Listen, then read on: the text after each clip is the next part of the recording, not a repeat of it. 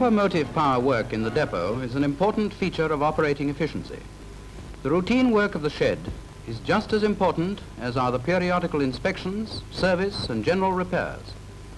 On the work of the shed depends to a very large extent the successful running of the engine, and lack of care may lead to complications of the most far-reaching character. Every train to time on every day of the week cannot be successfully achieved without the wholehearted cooperation of the men of the motive power depots.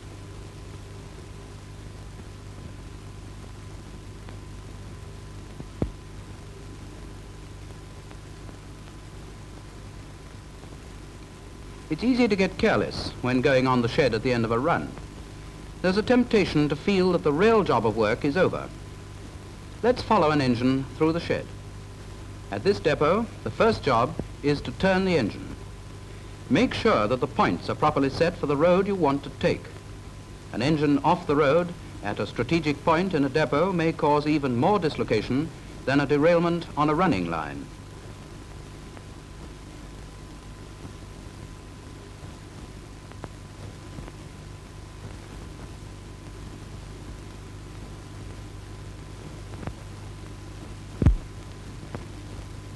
The fireman should not throw out the catch until all the engine is on the table.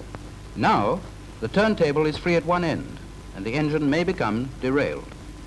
The driver, rightly, comes onto the turntable carefully, but all his care might have been wasted by leaving the turntable free at the end of approach, or at the other end for that matter. See that the engine is properly balanced on the turntable. Before turning, the handbrake should be hard on and the cylinder taps open.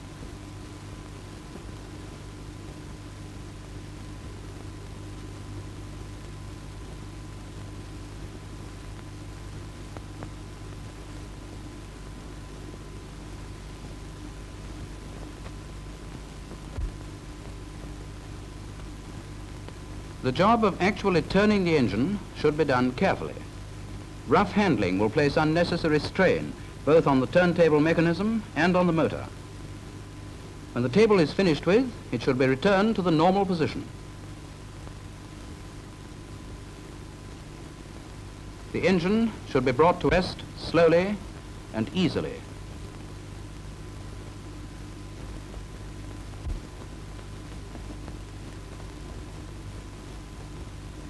The hose bag should be replaced on the stopper, not thrown down anyhow, like that. Riding on the footstep of a moving engine is contrary to regulations. Small things cause accidents. A slippery step, a missed footing. Yes, painful, isn't it? And dangerous.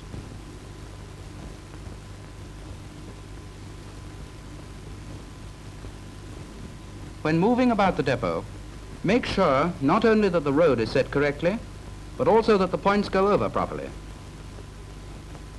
This derailment was caused by a piece of coal getting into the points. Not only does a derailment of this kind disorganize the shed by causing delay to other engines, but it takes men away from their ordinary work. Disorganization means delay, and delay costs money.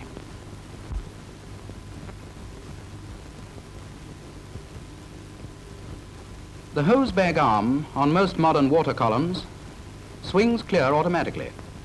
But even then, the arm may get stuck, as this one has done.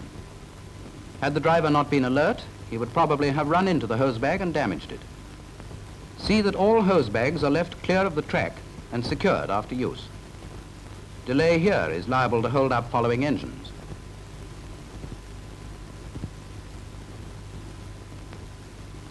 Unlike this one, the engine should be set so that the hose bag is central over the hole in the tender. Otherwise, it'll probably fly out.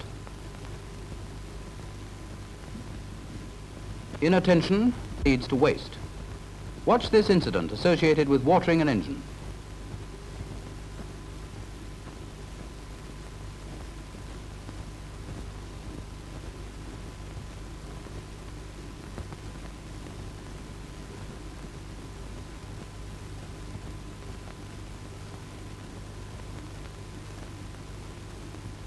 The LMS uses 9,600 million gallons of water a year for motive power purposes at a cost of 300,000 pounds. If each engineman could prevent the waste of only 5 gallons a day, the annual saving would be 2,750 pounds. Water. Water running to waste. Save water and save money.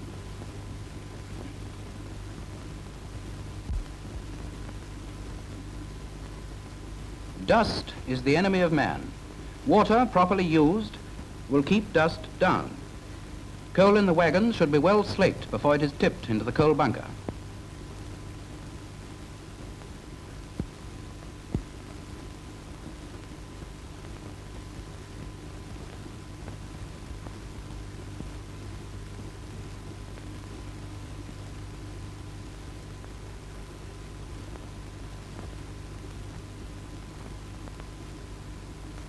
Men attending coaling plants should see that the wagon doors are secure before a wagon is tipped.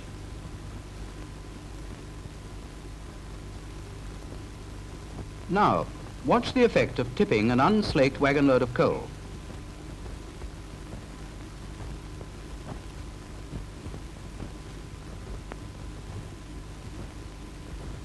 The dust flies everywhere. It gets into just the places where you don't want it and where it can do most damage. Properly slaked coal keeps dust down. A clean and tidy coaling plant is a sign of efficiency. Don't leave your plant like this one.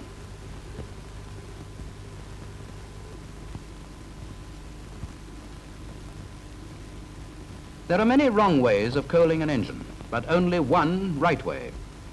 Modern coaling plants, though automatic in their working, need to be used intelligently. First point, establish that the water is running. Second point, see that the lid to the tender tank is closed. Thirdly, if this engine had been properly coaled, the pieces wouldn't have fallen off the tender.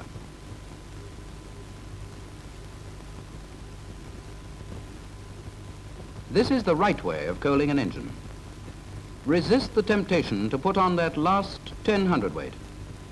Half of it will spill at the plant, the other half will drop off in the yard or on the permanent way. The LMS uses 5.5 million tons of coal a year, which costs £4 million. An appreciable portion of it never goes into the firebox. In the interests of efficiency and economy, in your own interests, this waste must be stopped.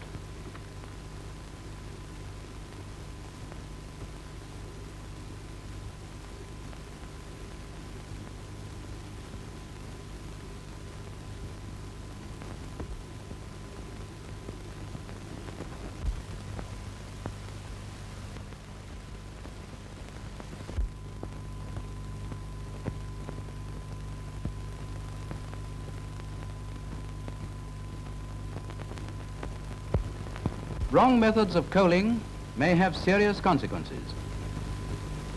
A piece of coal may fall from the tender 100 times without doing any damage, but the next time it may land on a crowded platform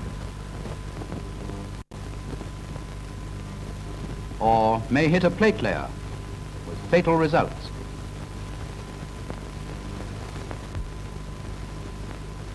From the coaling plant to the ash pits, proper regulation should ensure that both pits, where there are two, are used to advantage.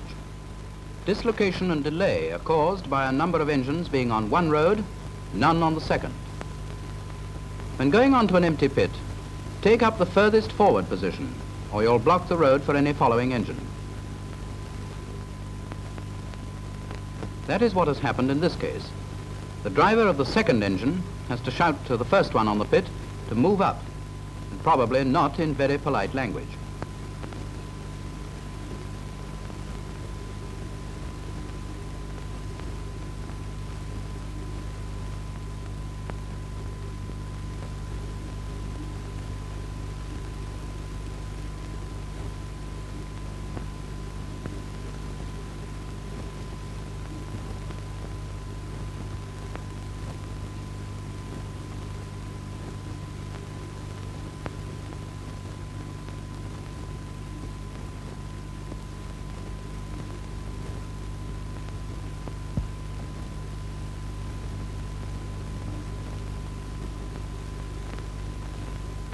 Now the fireman of the first engine can get on with the job of clearing the smoke box ashes. On most ash lifting plants, the skip drops automatically to the bottom of the chute. But some plants are not automatic, and the skip may be left at the top. Cases have occurred where ashes have been thrown down the chute when the skip has not been there. Then the chute has to be emptied by hand. More wasted labor.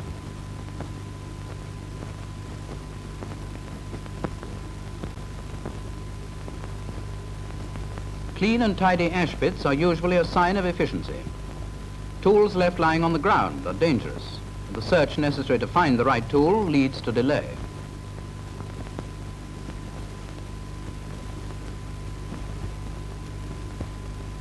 Meantime, on the second engine, the fireman is throwing out his smoke box ashes. He throws the ashes onto the side of the pit. They should be thrown well out on the paving, so that there's a clear path alongside the engine. The first engine has been moved, and the fireman knocks up the fire with a pricker.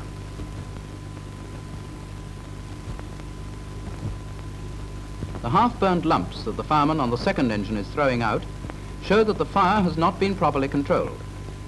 This is another example of waste.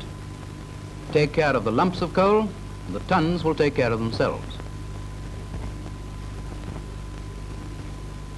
Engines should receive a careful examination by the driver. On the first engine, the fireman is about to get down into the pit to rake out the ash pan. The driver is making his examination. Open your damper, George. The driver leaves his examination to comply with the fireman's request. The damper should, of course, have already been opened.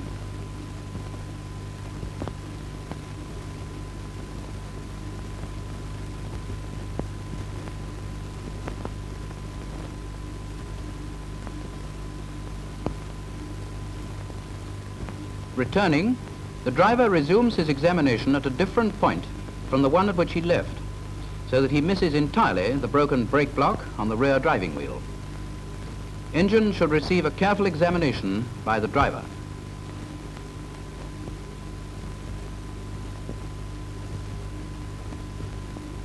The fireman sees that the ashes in the ash pan are properly slaked.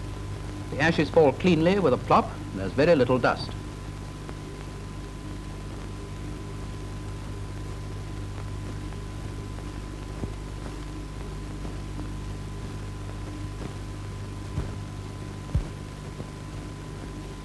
The fireman on the second engine is not so careful. The dust flies everywhere, over the motion and the axle boxes, working its insidious way into bearings, joints, and oiling mechanism, dust that sooner or later will spell breakdown. Had the fire been properly slaked, it would, too, have added much to the personal comfort of the fireman.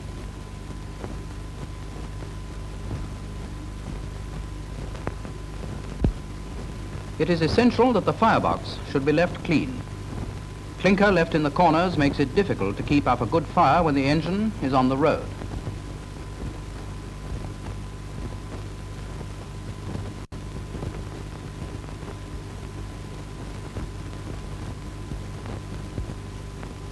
Have you ever had this happen to you? Thought so. The fireman slogs away in an effort to keep up the pressure, all to no avail. Pressure falls, the engine loses time, and the arrival indicator board shows the result. Not too good, is it?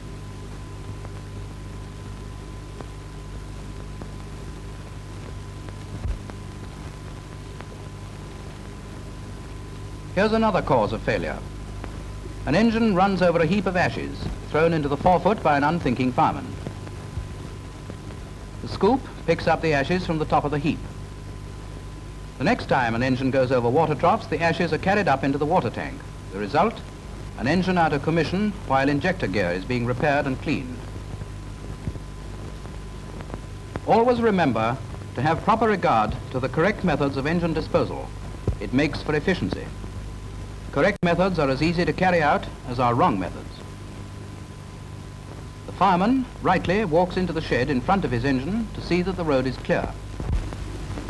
Be careful to observe the correct routine when leaving an engine. The stopcocks and regulator should be closed. The cylinder cocks left open. see that the boiler is well filled up. Leave the reversing gear in mid-gear, and of course the handbrake hard on. Then you know your engine is safe.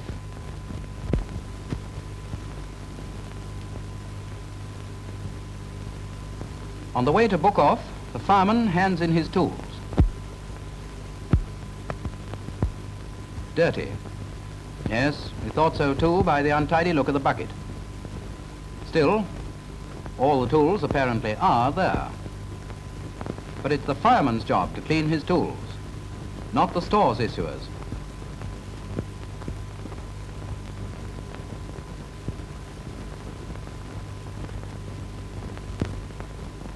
And so, to wash.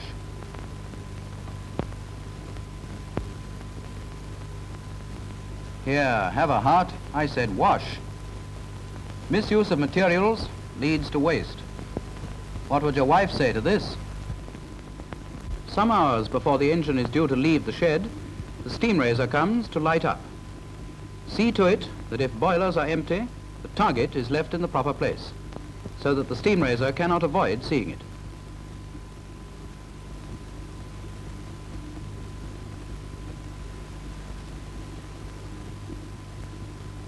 The cleaners on this engine are properly protected by a target. Many accidents have been caused by the neglect of this simple precaution.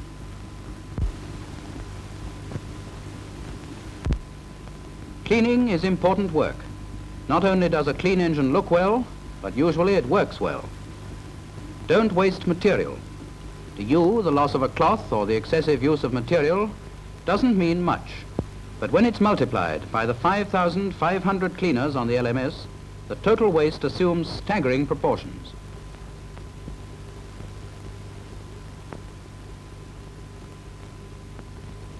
This is another case of waste. If the wide-awake cleaner hadn't noticed that the boiler was full, the water would have gone on running and there'd have been more waste still.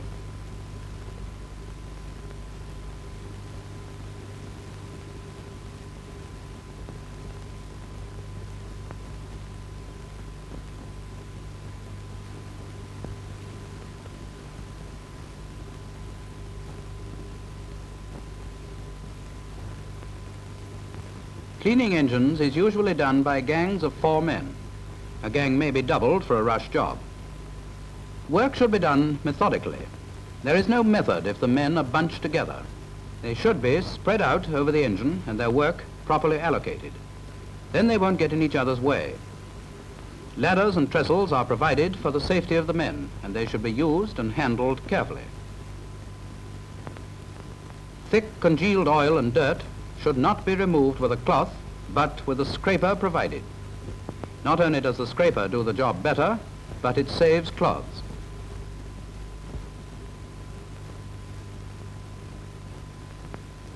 The material supplied for cleaning the motion, cloths, Vaseline and emery cloths, should be used sparingly.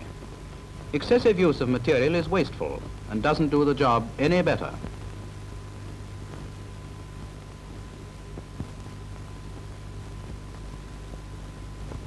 Now that the boiler has been filled, the steam raiser can do his work. First, he should see that there's plenty of water in the boiler, that the regulator and stop cocks are closed, the cylinder cocks open, the brake on, the engine in mid-gear, and the fire bars in position.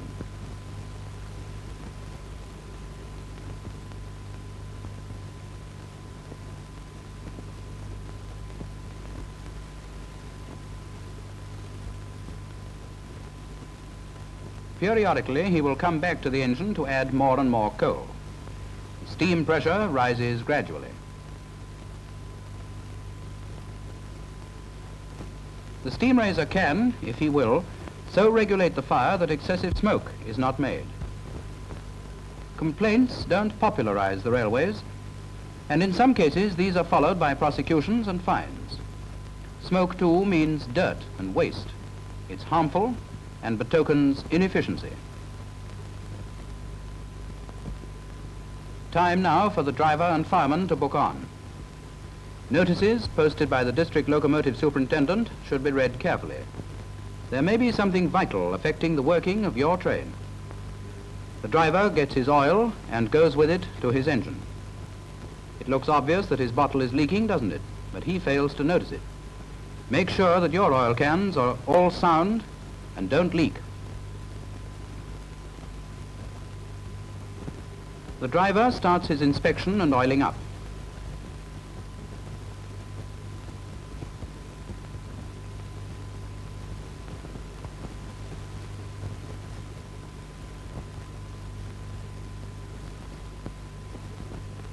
Oi, that's not the way to put a cork in. Screw it. Don't bang it. And don't hesitate to renew a cork if you think it's needed. The leaking bottle is not the only way in which oil is wasted. When oiling 2 points near together, there is a right and a wrong way of doing the job. This is wrong. This, right. Oil, tilt the can up, oil, and none is spilt. Here is another way in which oil is wasted. The cup should be filled, but not to overflowing. Oil and trimmings are selected very carefully to do the job for which they are designed. So don't make do with something that you think is just as good, because invariably it isn't.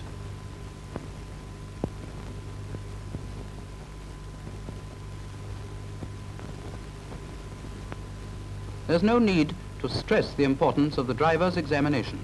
This connecting rod was bent because a driver failed to notice that a set screw was loose in the big end strap. The fireman will be chiefly concerned with his fire. First, check the water.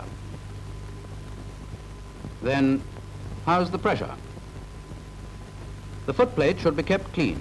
In tidying up, there's always the temptation to put what is on the floor into the fire, whether the fire needs it or not.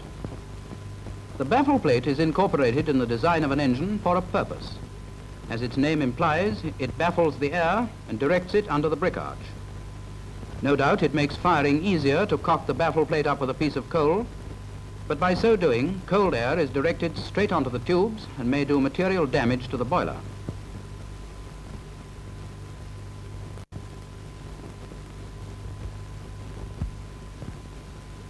The fireman should see that the smoke box door is securely fastened.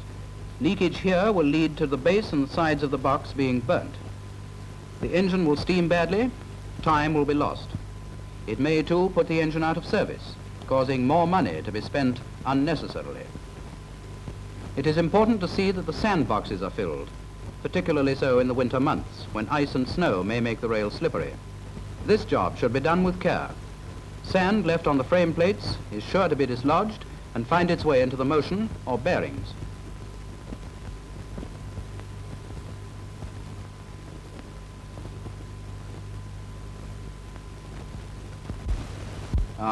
That cloth. You remember the cleaner threw it down? Now watch the sequel. A moment's carelessness may incapacitate a colleague for life. Make sure that you are not guilty of such carelessness. The driver is ready to move his engine, but the fireman sees that the cleaner's target hasn't been removed. The cleaners have forgotten it. Where's that cleaner?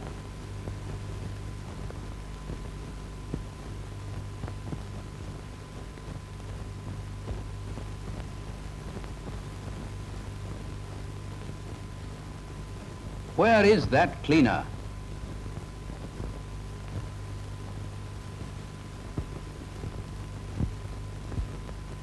Where is that? Here he is, at last. Still another case of forgetfulness leading to delay. And delay, as we've said many times before, costs money.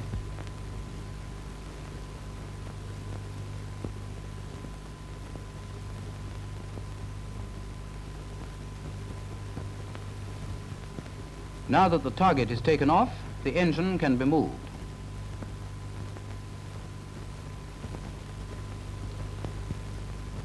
Don't do that. See that all is clear before you try your injectors in this way. The engine moves out of the shed, but even now, the fireman has made a mistake. Those projecting fire irons spell danger. The request that you should make them secure in their right position cannot be too strongly emphasized. A failure to do so may mean disaster to your own or other trains. Fortunately, no serious consequences follow neglect in this case, but always remember, insecure fire irons mean danger.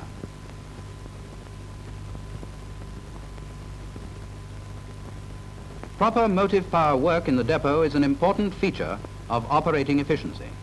Every train to time on every day of the week cannot be successfully achieved without the wholehearted cooperation of the men of the motive power depots.